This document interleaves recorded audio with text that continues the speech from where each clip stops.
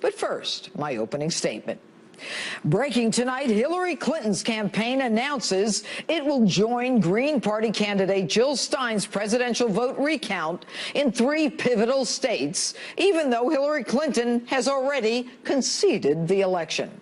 This almost 3 weeks after the presidential election was called for Donald Trump. This after Democrats were horrified when then-candidate Donald Trump, in his last debate with Clinton, wouldn't commit to accepting the election results, simply saying he would look at it at the time and keep us all in suspense. And Hillary's response to that? Take a listen.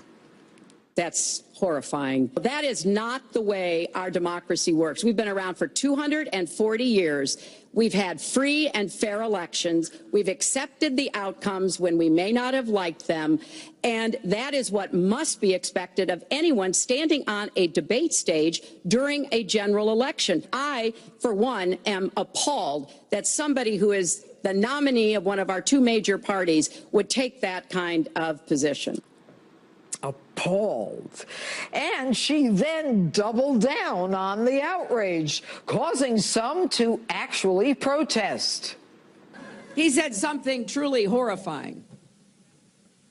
He became the first person running for president, Republican or Democrat, who refused to say that he would respect the results of this election. That is a direct threat to our democracy.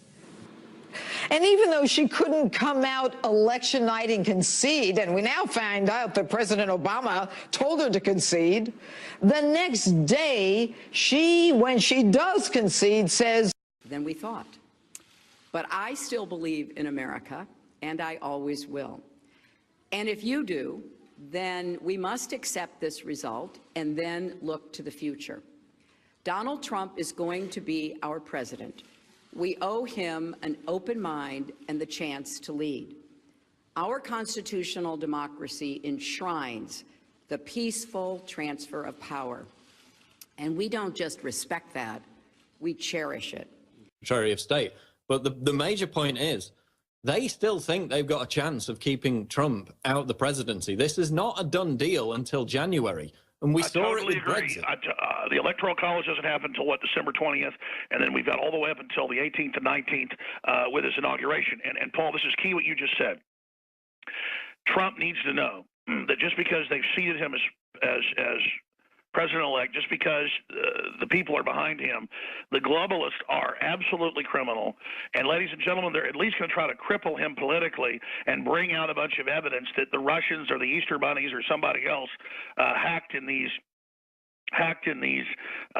crossover states like Pennsylvania and Ohio and Wisconsin and Michigan.